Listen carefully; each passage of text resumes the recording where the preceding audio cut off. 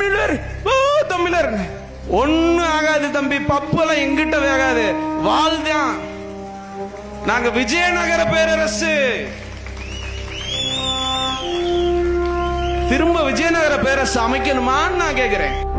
எல்லா மாநிலங்களையும் தமிழர்கள் இருக்கிறார்கள், தமிழ் ஆளுமைகள் இருக்கிறார்கள், அறிஞர்கள் இருக்கிறார்கள். யாராவது ஒருவர் அங்கே கர்நாடகாவில் ஒரு தொலைக்காட்சியில், ஏதோ ஒரு தொலைக்காட்சியில் உட்கார்ந்து, எங்க எப்படிங்க ஒரு நாட்டுக்குள்ள இருந்துட்டு தமிழர்களுக்கான நியாயமான நதிநீர் உரிமையை நம்ம கொடுக்க முடியாதுன்னு எப்படிங்க சொல்றது?